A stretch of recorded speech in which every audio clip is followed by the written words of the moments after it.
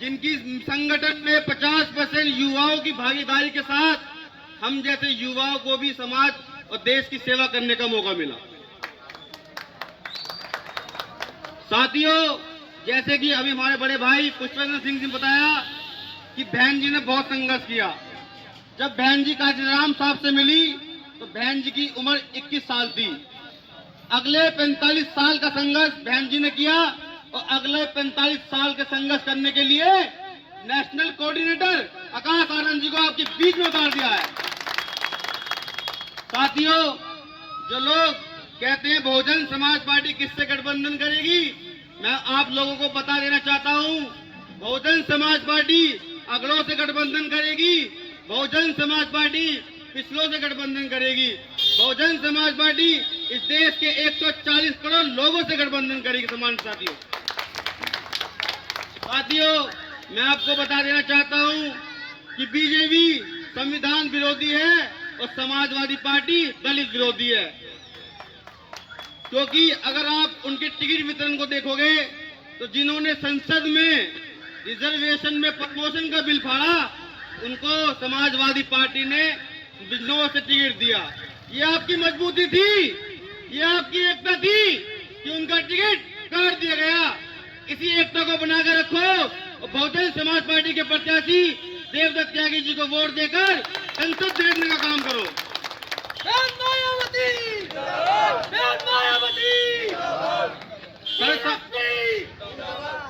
Sir समाज को अगर इस देश में कोई सम्मान देने का काम करता है वो बहुजन समाज पार्टी और बीएसपी सुप्रीमो बहन जी करती हैं।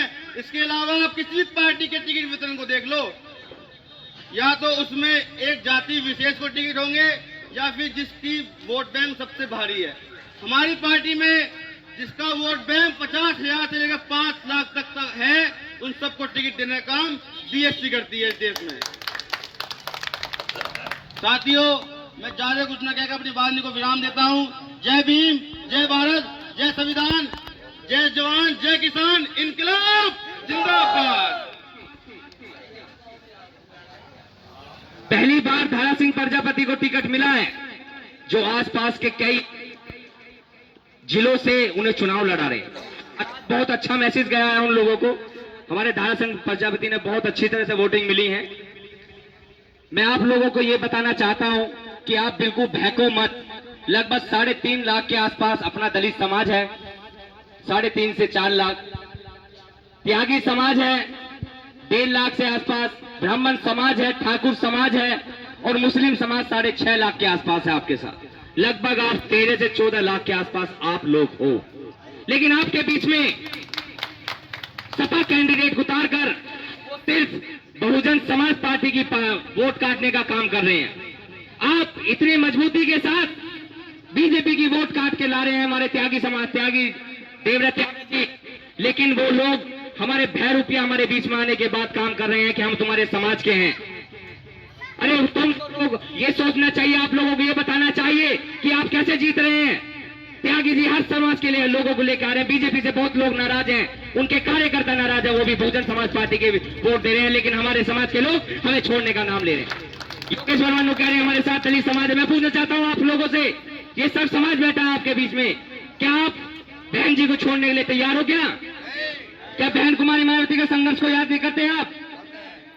बीजेपी सरकार ने हमें राशन के चक्कर में फ्री राशन के चक्कर में हमारे लोगों को बर्बाद करने का काम कर रहे हैं। बहन कुमारी मायावती जी कहती हैं कि आप फ्री मत लीजिए, आने वाली पीढ़ी को गुलाम बनाने का काम कर रहे हो। तुम्हें लेना है तो शिक्षा लीजिए फ्री, तुम्हें लेना है तो रोजगार लीजिए फ्री, तुम्हें लेना है तो स्वास्थ्य लीजिए फ्री। लेकिन ये सरकार तीनों पे काम नहीं कर रही है, न शिक्षा पे काम कर रही है, न रोजगार पे काम कर रही है, न स्वास्थ्य पे काम कर रही है।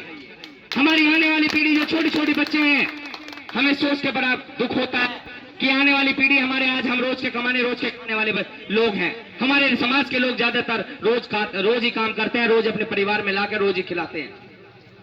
कोई व्यापार नहीं है, कोई ज्यादा जॉब नहीं है, मजदूरी कर कर अपने परिवार को चला रहे हैं। मैं पूछना चाहता हूं, हमारे एक छोटे से एक बच्चे की प्राइवेट स्कूल में 5-5, 6-6, 7-7 हजार रुपए की फीस कैसे जमा करें? लेकिन हमारे लोग समझने को तैयार नहीं है। इस बीजेपी सरकार की जो नेचर है ना, समझने को कोशिश नहीं कर पा रही है वो हमारे आने वाली पीढ़ी का नुकसान कितना कर रही है। ये छोटे छोटे बच्चे हैं, जब इन्हें शिक्षा नहीं मिलेगी हम लोगों को दोबारा वहीं पहुंचाने का काम कर रहे हैं।